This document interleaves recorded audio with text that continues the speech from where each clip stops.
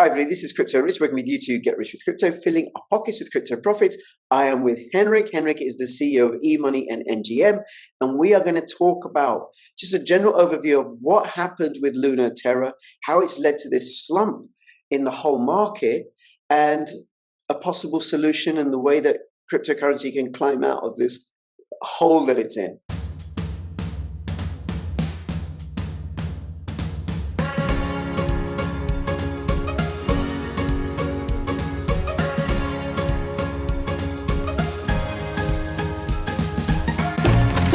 Using Wi-Fi without NordVPN could mean sharing your private stuff with more people than you think.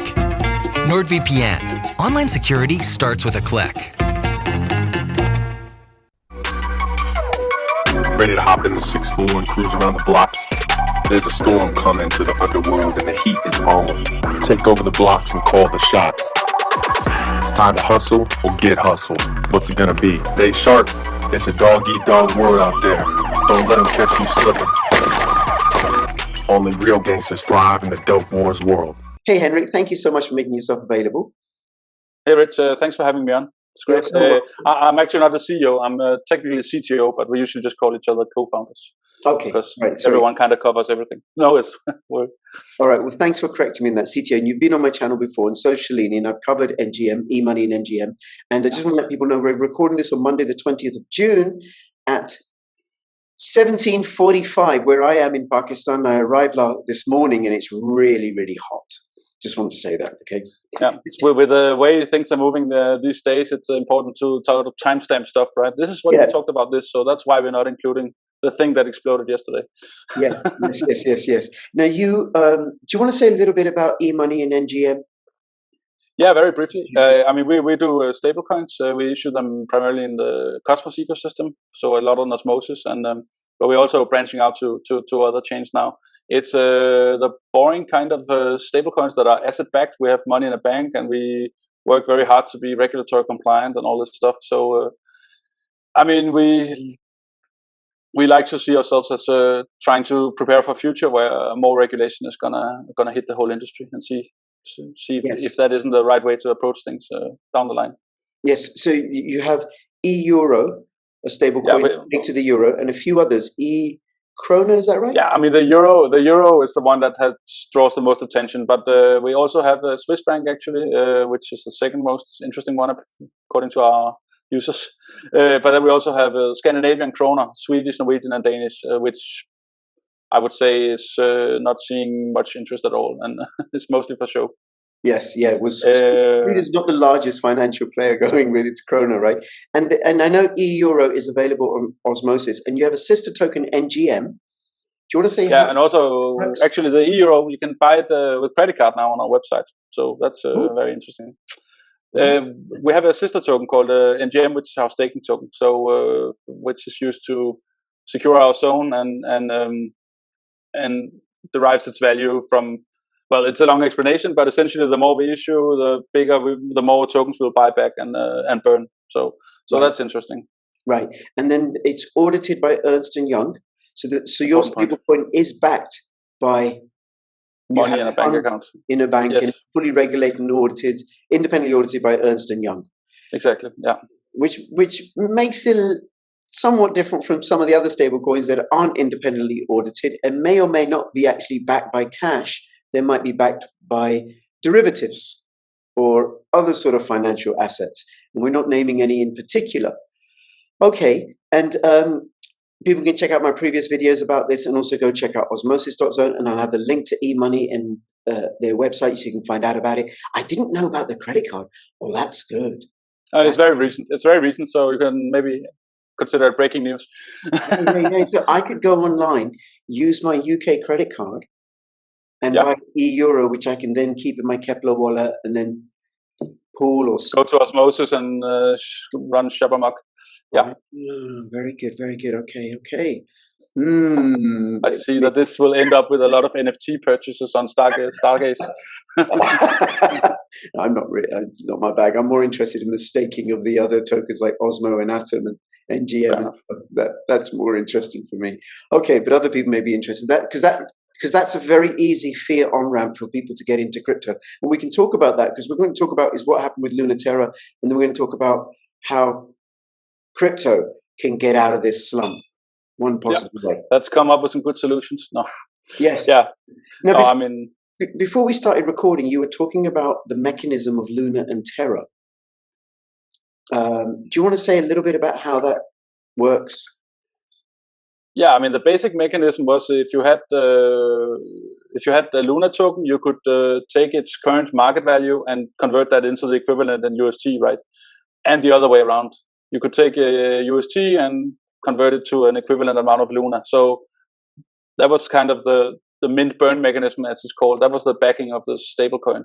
So, I mean, a number of people I guess it also depends on who you read on Twitter and things like that. But I mean, the collapse was not like a complete surprise to me. The speed of it was very surprising, to be honest. But I mean, people had been like kind of saying this mechanism is probably not sustainable. And I feel like if you do a thought experiment on this, you say you issue a rich token, and if it has a value, you can immediately convert it to a stablecoin token. When you think it through, you'll very quickly notice you're probably missing something. Like it seems like sort of a financial perpetual motion machine, right? So I mean, there needs to be some external forces that makes this mechanism work, which in the case of Terra Luna was market making, right? Obviously, so there was a lot of money sitting somewhere ready to support the value of the UST, and secondarily Luna. You could not reason about it, right? It was not transparent how much money was ready and how much available. So when they inflated the supply, you never knew when would they hit a breaking point where the market makers would be like, nope, we're pulling the plug before we lose too much.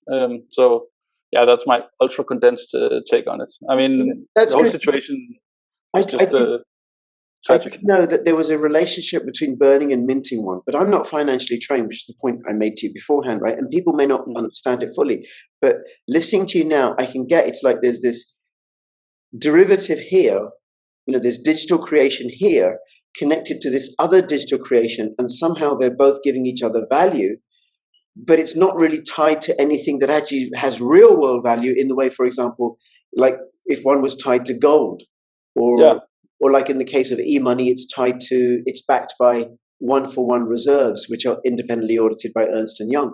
So I didn't quite understand that. And I think many, many people didn't understand that, because also there were things like, they bought Bitcoin in order to back their tokens. And then I thought, well, that just makes it more robust and secure, thought I. I mean, I guess you could look at it for a long time, it was some kind of fractional reserve banking, like Terraform Labs and its partners, they had some amount of money that they could use to support the whole mechanism. So, but not full coverage, obviously. And then at some point they started buying Bitcoin to cover it. But at that point, I mean, I think the market cap of UST was 17-18 billion. And I mean, they bought a lot of Bitcoin, I think more 3-4 billion. But I mean, still, once the run was there, that didn't really cover very much. So what is it that happened that triggered the collapse? I mean, that's a good question. I mean, there's a lot of speculation, right? Some people say it's an attack, and some people say, I mean, I've seen people say that this is exactly what would happen, how this plays out. My personal theory, which is completely unsubstantiated and is only based on random Twitter threads, is that I think a lot of the bigger market makers were in Anchor and UST, and they understood the mechanism and they could see how fragile it was, but they also couldn't ignore the 20% yield. But they were very, they had like sort of twitchy trigger fingers, right? They were like, we need to be ready to pull out as very quickly once this starts to wobble. And I mean, so I think the big players that had analysts and understood the whole thing, they knew the risk and they just had like their fingers on the eject button, right? Which was then difficult to salvage, because then it creates a cascade, right? Some of the bigger ones pull out 500 million, 800 million. The other whales see it, they do a similar thing. That's what I think might happen, right? Might have happened, but it's probably way more complicated than that. But I can get the cascade, because then you have a rush to the exit. Somebody pulls out Yeah, half a million, then 800 million, then 600 million, then 400 million, because they're, what are they going to be left holding if they hold on, right? They're not large enough to sustain it. So they rush to the doors and you get this sudden drop. And then that precipitated a drop in the valuation of the entire cryptocurrency market. And here we are a few days on from Bitcoin, I think at one point dropping to 17,700, which is the first time in history it's gone below a previous all-time high. It's long. Yeah, I mean, I got to say, I don't think it was Terra that sort of started the bear market. I mean, it has amplified it a bit, most definitely. But I think it was maybe the first victim, right? Yeah. I mean, people started saying, "Oh, Luna is dropping pretty fast now," and like when Luna drops, that's exit capital from UST. So people started paying more attention and say, "Oh, we need to." Yeah, but it, I mean, yeah, as we talked about before the interview, it has had some fallout, right? Yeah, because people would have, where they had UST locked in other positions, they'd want to get that out. And that would be in all sorts of DeFi protocols. Yeah. So that would, wow, quite a big number. Yeah, I mean, I think on some level, the whole crypto ecosystem is lucky that Anchor had grown as big as it had, because I think 3/4 of UST were locked in Anchor, reaping those 20% annual rewards, right? If something similar had happened and it had been even more into the network, so to say, it's been more used everywhere else, then the effect would have been far worse. So I think on some level it was still limited to mostly Terra ecosystem, obviously with some exceptions. But like 3/4 of it was contained in Anchor, for example, which obviously had huge personal costs to some people who were in that and didn't get out in time. But it didn't affect the larger ecosystem that much. Yeah. And then I think it makes everybody kind of nervous, and they start looking around. What's the next shoe to drop? Yeah, that's true. Yeah, and then since then we've had Celsius. The problems that Celsius had, and I know some people say that was an attack. There's what's happened with 3 Arrows Capital, and I haven't really got into the details of that. Any commentary you want to make about that? I also don't have much insight to it. As far as I can tell, 3 Arrows Capital had pretty big exposure to both Luna and UST, so they were very big in that. I am not sure what Celsius issue is, except maybe just generally falling prices that they have an issue with. They promise some kind of yield to their users, and that's difficult to get this time. I'm very curious about Celsius, because it seems like I mean, they haven't died, right, yet. Yet, I mean, or they may. I think they might actually survive. I'm just curious about how they will gain the trust of their users back, because I mean, once you see they lock withdrawals and even, as far as I can tell, deposits on some level, I mean, that's going to be difficult to climb back from, I think. So that's going to be interesting to follow. I mean, to their advantage, the attention span in crypto is incredibly short. So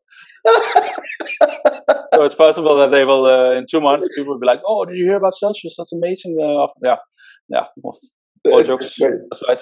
Did you hear about the new monkey NFT? There's a new monkey NFT, a chimpanzee. A new monkey. Yeah, exactly. So I mean, the attention span is really short, so that might save them down the line. Who knows? Yeah. Okay. All right. Now, the whole market is depressed, and listening to you, I'm thinking about what might happen to Michael Saylor's holdings. If the price of Bitcoin goes down, and then he's underwater, and so on and so on and so on, and then is this a coordinated attack by the banking cartel or whatever to take down? Because who wants competition? Bankers don't want competition for value issuance. I don't know. I think I mean the bull market had been running for a long time, right? And they usually end in some kind of more or less pain. So I'm not that surprised that things are falling now. I'm not sure. I believe there's a conspiracy about it. Sure. It is pure speculation on my part. Okay. Yeah, I mean, it's fun to speculate for sure. Yeah. Of course, it might have been because astrology or aliens, or Henrik, it could have been you offloading your gigant. You are Satoshi Nakamoto or the real Craig Wright. Well, I think I can deny all those and pretty convincingly even. Okay. Yeah. I'm not really saying he's Satoshi Nakamoto if anybody's watching this, nor am I saying that he's the real Craig Wright. That was just a joke, okay? I got it. Okay. So then what was the failings of those that you're suggesting could be the solution? What was missing in those projects, so with Luna, Terra, Celsius, or whatever, Anchor, and in crypto generally?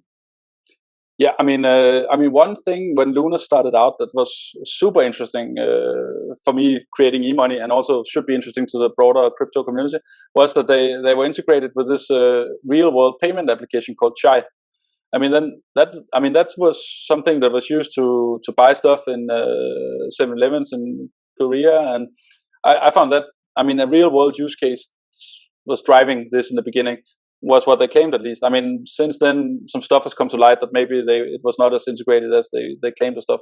But the idea I think was really good. And I also, for the broader crypto community, I feel like this is where we need to move. We need to move towards real world use cases. Like for the last, the whole DeFi thing has been very exciting and interesting and has made some great progress, but we also somehow need to approach the real world use cases, because I mean it just gets too self-referencing, right? If all we do is create new ways to leverage our token holdings, or new ways to exchange tokens, or new ways to sell each other monkey JPEGs, I hope that the next bull market in crypto will come from finding ways to have actual real world use cases for crypto.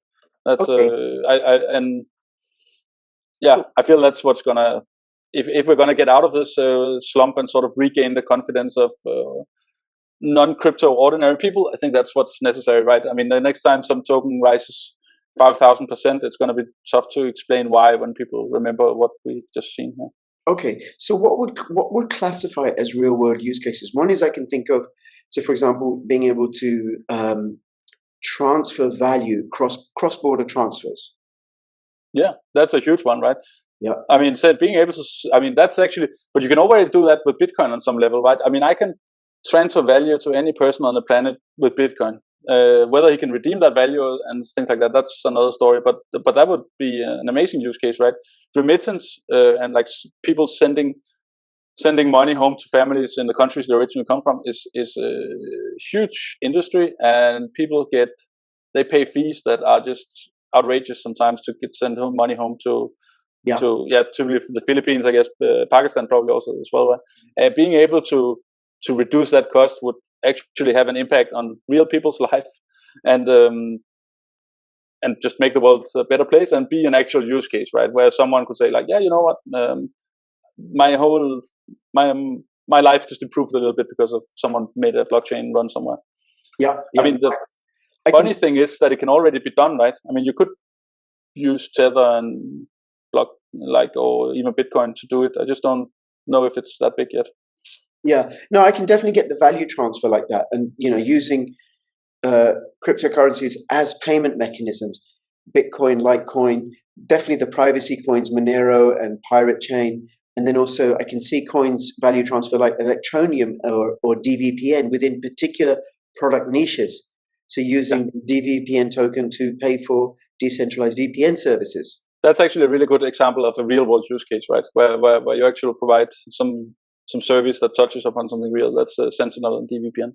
Yeah. I mean, we also recently, we had a partnership. We have a partnership with someone called RETOK, where they tokenize real estate. So, I mean, that's, for me, it's a super interesting case. And then they use euro to pay out the dividends. That's incredibly interesting, in my opinion. So give us a brief overview of that. How does that work?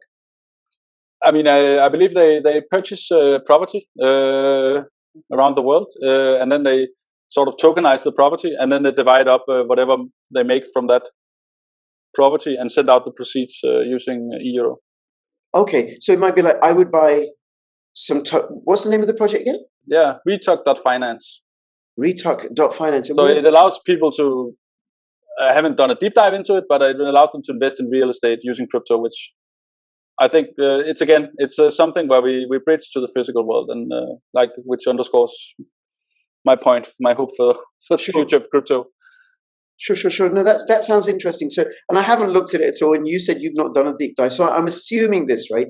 And I'll have the link, and people can check it out for themselves.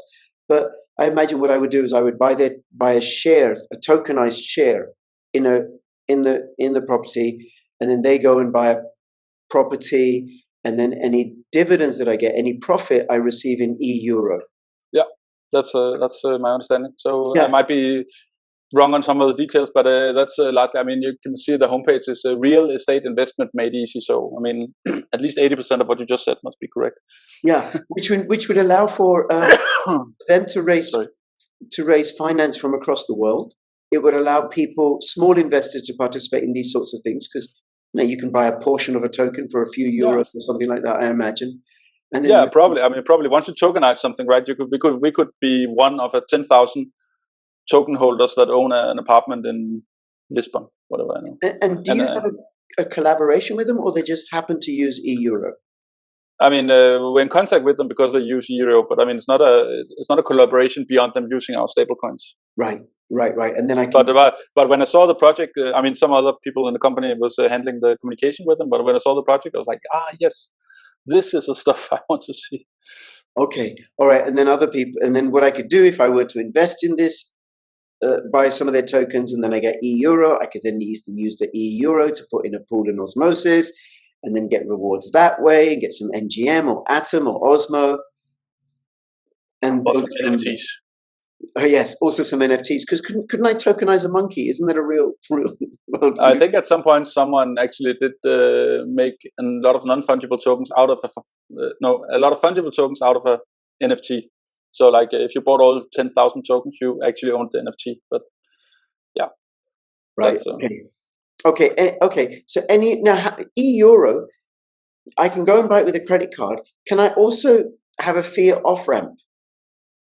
Not yet. I mean, on that we sort of rely on people having access to exchanges. Right. We're still recording. Let me explain what happened. And I actually covered this. This is slightly removed from the conversation we were having. Right. I'm in Pakistan, and a few months ago, Imran Khan went to Russia and did a deal for oil and gas and grains. And then sometime after, his government got deposed. And the new government reneged on that deal. So now we have power cuts 3, 4, 5 times a day, all of a sudden. And I think what happened, we lost you just now because the power just cut. And then where I'm staying, my aunt's house, she's installed solar panels. So it takes a moment to come back on. Now, anybody who's interested, I've started covering political issues a little bit, and you'll find those videos on Odyssey, not on YouTube, because YouTube's a little bit sensitive. So anyway, so I apologize for that. We were talking about the fiat off-ramp for euro, and you said that people can have access to exchanges, and it's not set up yet. Yeah, I mean, essentially, the service provider we're using for the credit card on-ramp, they don't offer the service of off-ramping right now. It's in their portfolio, so we might activate it at some point, but it's not a possibility right now. Yeah. So our suggestion is usually to do, as I said, go through the usual exchange that people have anyway for their crypto. Or if it's a very large chunk of money that needs to be redeemed, they can contact us directly. Oh, for an OTC. Okay, very large sum, more than $10 or 10 euros, right? I mean, usually we talk several thousands, but I mean. Okay, and like a real world use case, I think then would be Crypto.com, and I have a link with them because that's also an IBC. It's part of the Cosmos ecosystem, CRO token, and then convert that onto their payment card and wherever Visa is accepted. Now, what real world cases has NGM and EMONEY? What have you got in the pipeline? I mean, since we're issuing European stablecoins, so you could say that whoever is interested in receiving euro could conceivably do it through our stablecoins. It's, I mean, the European banking system is fairly modern, but it still takes rather a lot of time to, for example, transfer money between countries, and it can also still be expensive. So I mean, on that level, it would be a good way to use it. Also. Yeah, I mean, the usual stuff I mentioned before, remittance would be an option, all of this. Essentially, everywhere where you could conceivably use euro, I would say you could, in many places, replace it with our stablecoins. Sure, and I'm pretty certain I asked you this before, but given that I'm going to ask you again anyway, given that I'm in Britain and the pound is another large European currency, any plans for an EGBP? I mean, we would like to look into it. I don't know the regulatory regime of UK at the moment, but it's something. I mean, we also really want to do a USD down the line. But I mean, it also requires a lot of resources to look into the regulatory environment of these things. So it's not something we can take too lightly. But it's definitely something we wish to offer at some point. Right, and the advantage that you offer, that eEuro offers, is, well, these are the ones that I can see, is that it's independently audited and backed outside of the blockchain ecosystem. Outside of crypto, yeah. Outside of crypto, right. Yeah, I mean, I mean, everyone knows asset-backed stablecoins, right? It's similar to what Terra and USDC are doing. So on that level, it should be fairly easy to understand. There's money in a bank account somewhere that can be used to redeem. I mean, you could say, in the event of a bank run, I mean, what will happen is all the money will go from the bank account, and everyone will get their money in crypto, right? And we'll be left with no money. But there's no real way to sort of break the peg indefinitely, where like the first 50 users get all of their money, and the last 50 get nothing. There's nothing like that with this kind of asset-backed stablecoin, right? Right. And then it has a sister token, NGM, which appreciates in value slowly over time because you buy back and burn. Yeah, exactly. Yeah, there's a slightly complicated mechanism that we're making a video about it that should come out in the near future to explain all of this. So looking forward to being able to to give that. Very good, very good. Anything else you want to say before we finish up? No, I mean, good luck, everyone. Yes, we need it. I hope we've seen the last of the big fallout, but I'm not sure. I think there might be more coming. So, well, I think one thing to acknowledge is that in terms of the macro environment, the fundamental environment, oh dear, it's on shaky ground. I mean, yeah, you could say that it's not just crypto, right? It's not something fundamental crypto that's breaking. It's everything is up in the air right now. So yeah, it will be impacted by that. So one of the things I'd say it's useful. I think it's useful to diversify in crypto, and then diversify outside of crypto as well. And just something else I want to say. The other advantage I think eMoney and NGM has is that it's easily available on Osmosis.zone, which is a beautiful, sweet, easy to use DEX. And they've just launched a new support page, which has lots of easy to use guides. So if you want to go and get yourself some NGM or eMoney. And it's actually the 1-year birthday today. Yesterday, maybe. Yeah. Oh, so that's happy birthday.